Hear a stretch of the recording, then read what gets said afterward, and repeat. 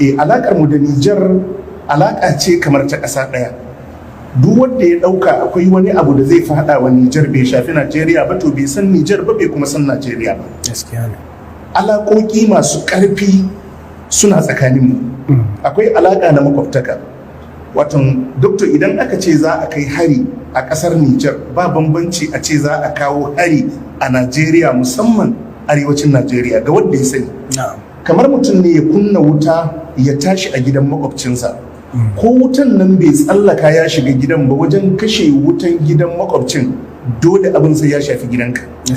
Ba wata fitina ba a taɓa yi ba da ta tashi a nan ƙasan wadda ba ta shafi Nijar ba. Duk kuma abin da zai shafi Nijar sai ya faɗo Najeriya. Mun shiga Nijar lokacin da aka yi rigingimin Boko Haram, kaga wato tsangaya ma'ana wuraren gudun hijira na mutanenmu da suka fantsama zuwa can.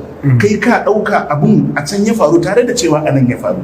Saboda haka duk abun da za a ce yaƙi ne a Nijar, wallahi ba abin da zai kubutar da Najeriya, musamman arewacin Najeriya, daga wannan yaƙi. Abu na biyu shine alaƙa ta auratayya ta yi ƙarfi a tsakaninmu da mutanen Nijar. Sun auri 'yan Najeriya sun yi aure daga Nijar. Alaƙa ta addini, alaƙa ta al'ada, alaƙoƙi na tattalin arziki, ni ba ni ji idan na shiga Nijar kamar na shiga wata ƙasa ce ta daban.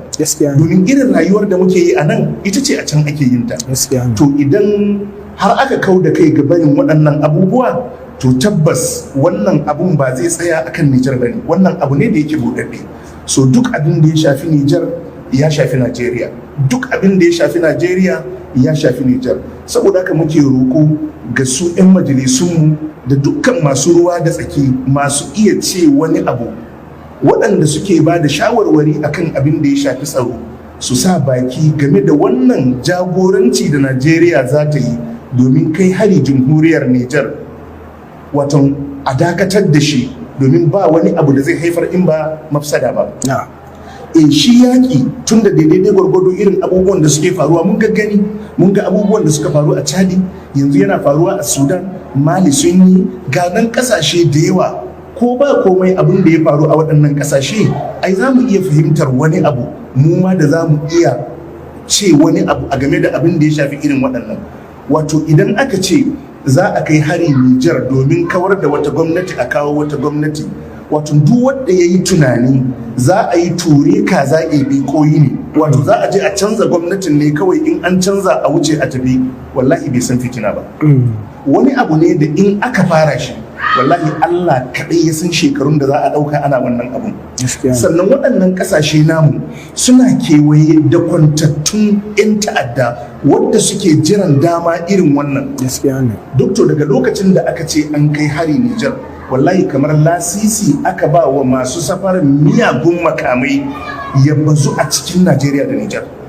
Kamar lasisi aka bayar ma 'yan ta'adda su samu wajen da za su baje kolinsu. To sai ga ƙarshe an shiga wani abun da Najeriya ta ji jiki, Nijar ta ji jiki, ƙasashen da aka gayyata a ciki su ma sun ji jiki. Amma dai wanda za su ɗanɗana wannan abun bayan Nijar shine Najeriya. Saboda haka tsakani da Allah muna jan hankalin shugabanninmu da jagororinmu cikin abin da muka sani, muna muku nasiha don Allah.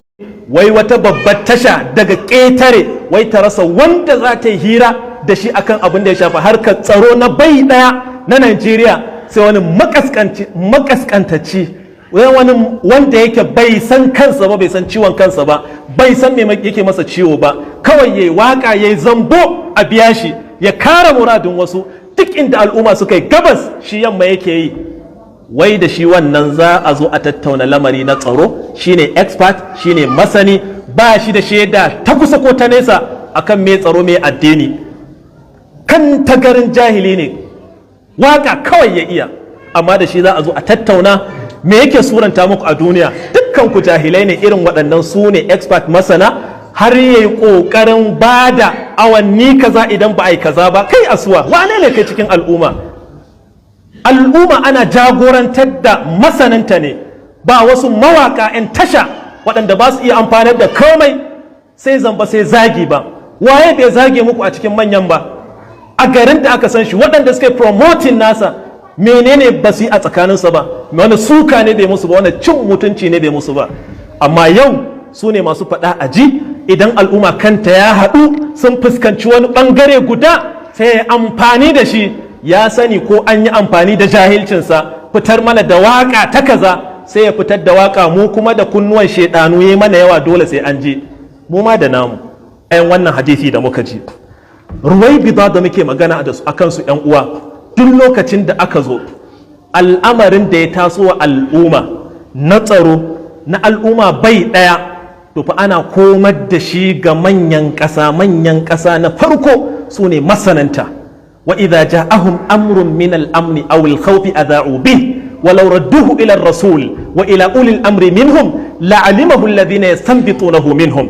Ana mayar da shi ne ga masana, experts akan waɗanda suka san wannan al'amarin a kowane ɓangaren abu, matukar ya shafi abu na bai ɗaya.